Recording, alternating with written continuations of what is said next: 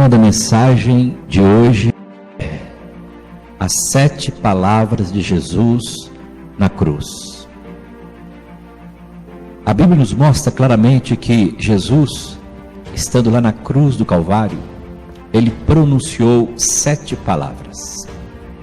E vários registros bíblicos já nos apontavam para esse desfecho final. Lá na cruz do Calvário, Jesus estava cumprindo todas as promessas bíblicas de que Deus enviaria um Salvador, enviaria um mediador, enviaria um libertador, enviaria o Messias.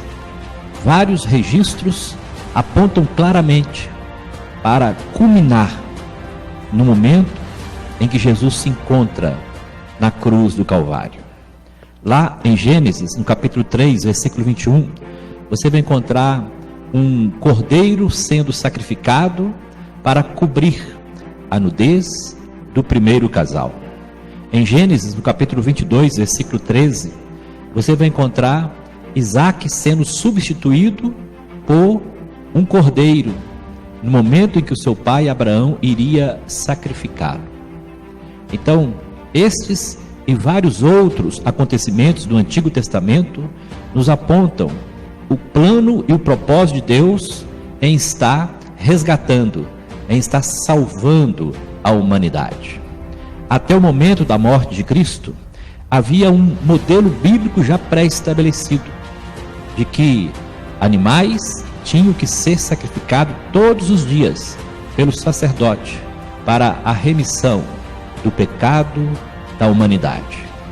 Mas a esperança que temos agora por causa da morte de Cristo na cruz e o seu sacrifício final é justamente este: ele pagou o preço por todos nós. É por isso que ele declarou ali na cruz, nos seus momentos finais de vida, 7 frases. 7 frases que transmitem na íntegra o plano e o propósito de Deus para as nossas vidas. A primeira frase que Jesus declarou na cruz do Calvário foi: Pai, perdoa-lhes, porque eles não sabem o que fazem. Lucas capítulo 23, versículo 33 e 34. Jesus, clamando ao Pai, ele perdendo já a sua vida, ele pede perdão por todos nós. Ele intercede por nós diante do Pai. Mesmo ultrajado, humilhado, desprezado, escarnecido, rejeitado, ele faz uma intercessão, como intercessor que ele é, como mediador que ele é. O apóstolo Paulo, na sua carta a Timóteo, ele fala que Jesus é o único mediador entre Deus e os homens. E aqui, na hora da sua morte, o Divino Mestre roga por todos os pecadores: Pai, perdoa-lhes, porque eles não sabem o que fazem. Jesus, ele tinha todos os motivos para rogar ao Pai para destruir a humanidade, porque todos pecaram e automaticamente estavam destituídos da glória de Deus.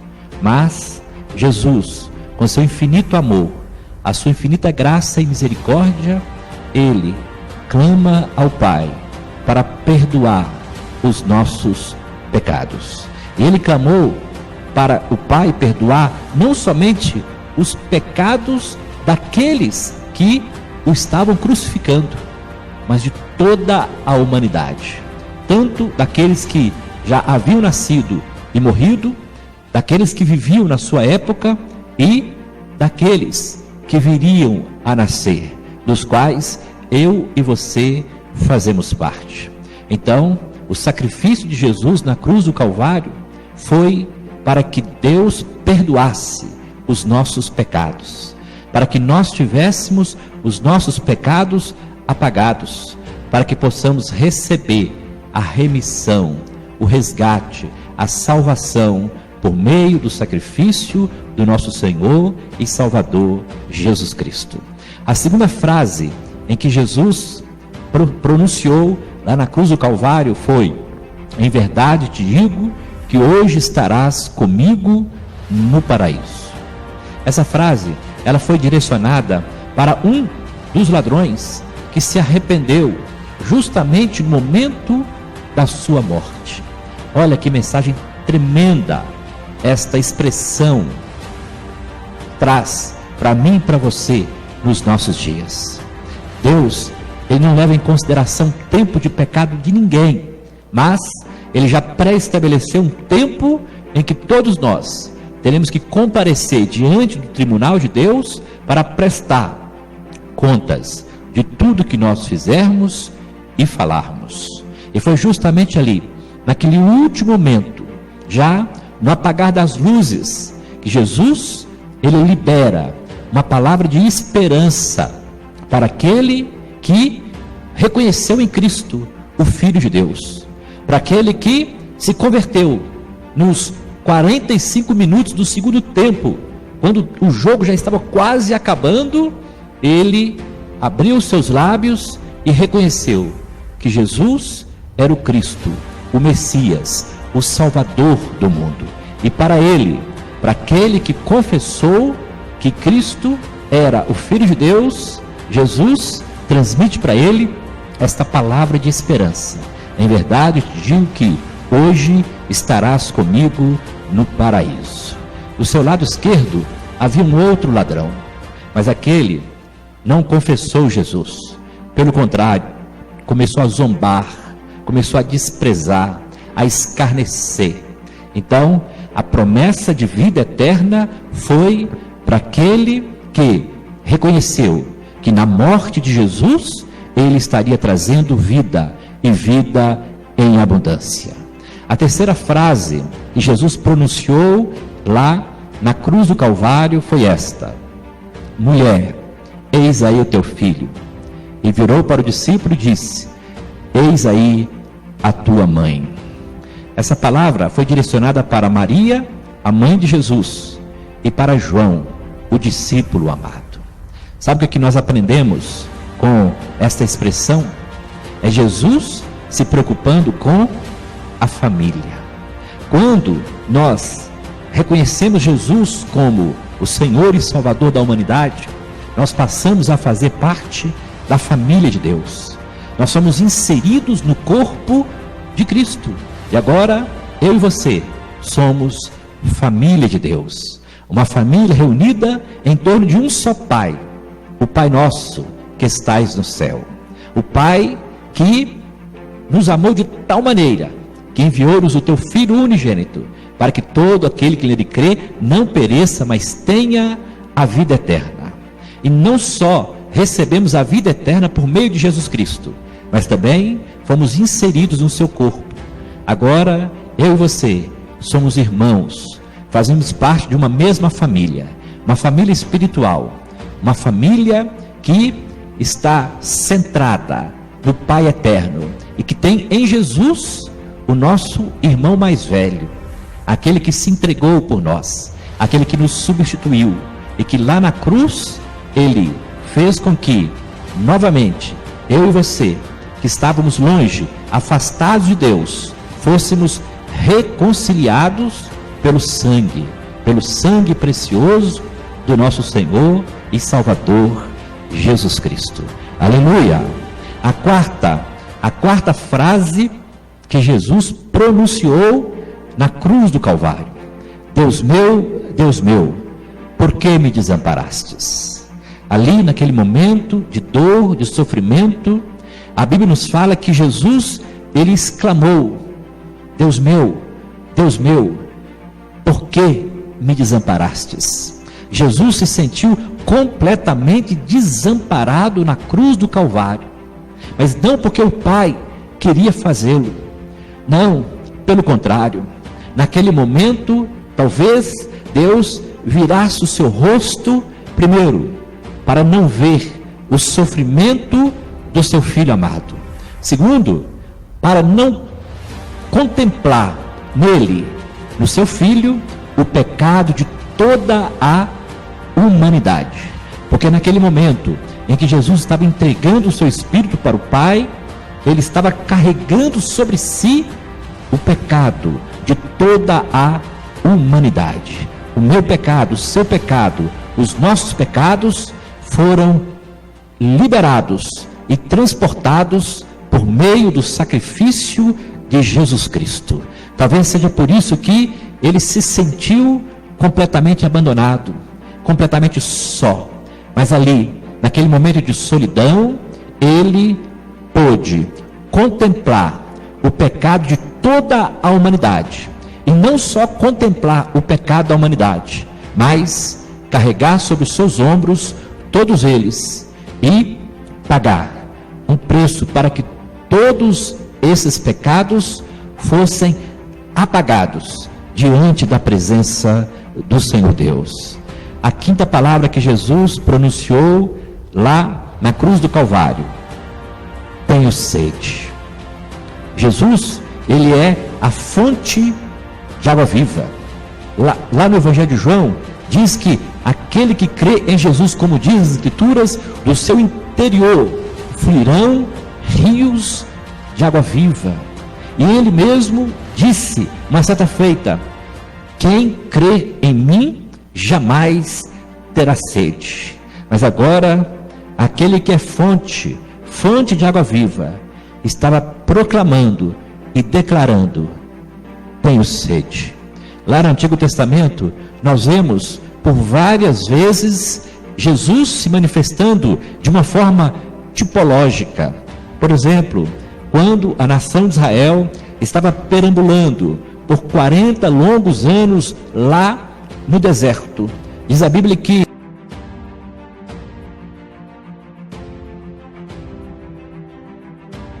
Deus água, e Deus orientou a Moisés a tocar na rocha, e ao tocar na rocha, diz a Bíblia, que jorrou águas vivas. Ali era um protótipo da manifestação de Cristo, saciando a sede de toda a humanidade.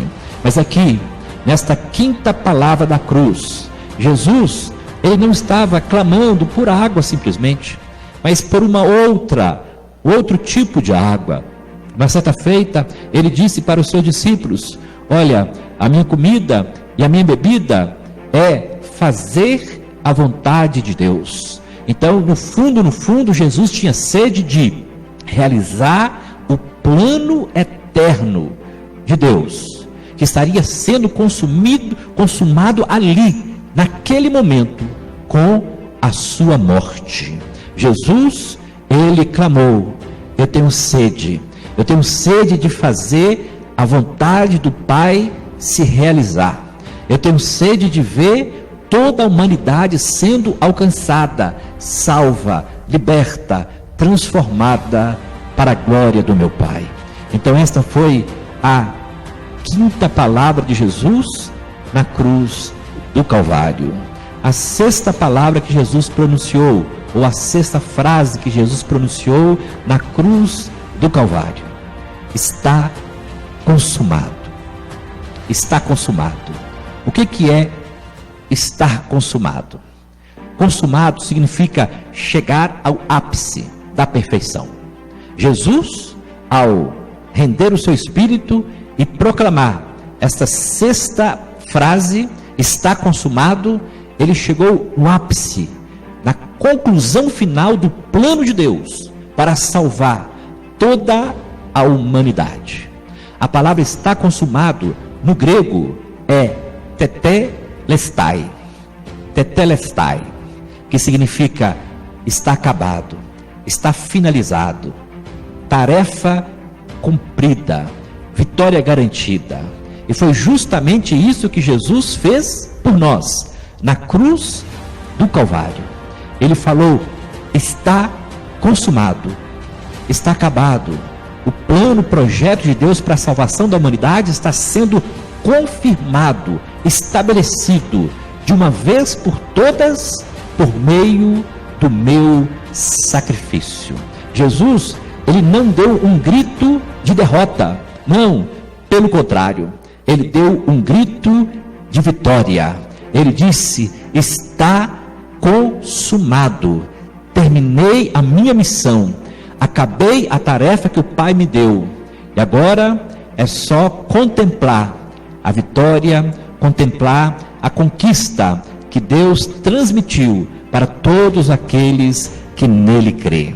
E a sétima e última frase, ou a sétima e última palavra que Jesus falou na cruz do Calvário foi: Pai, nas tuas mãos entrego o meu espírito. Depois de ter falado está consumado, Jesus fecha com essa sétima e última palavra: Pai, nas tuas mãos entrego o meu espírito. Ele começou com a primeira frase pedindo perdão ao Pai: Pai, perdoa-lhes. E agora ele encerra com a última frase: Pai, nas tuas mãos entrego o meu espírito.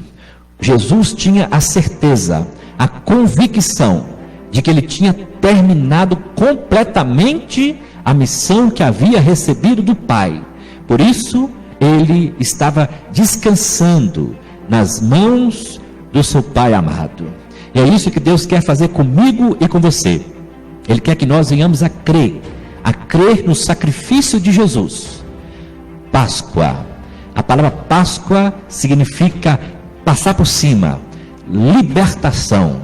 Êxodo, no capítulo 12, quando é instituída a primeira Páscoa, diz a Bíblia que o anjo da morte passaria à meia-noite lá na terra do Egito, e todas as casas que não tivessem a marca do Cordeiro, elas perderiam o seu primogênito.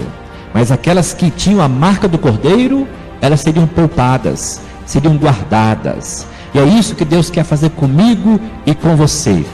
Ele quer passar sobre a minha vida, sobre a sua vida, o sangue do Cordeiro e confirmar a vitória de uma vez por todas, em nome de Jesus. Páscoa é isso, é libertação, é resgate, é salvação. E nós precisamos realmente ter uma experiência viva com o Senhor da vida, para que realmente venhamos entender o plano, propósito e projeto de Deus para as nossas vidas, no nome de Jesus. Aleluia. Deus abençoe a sua palavra nos nossos corações.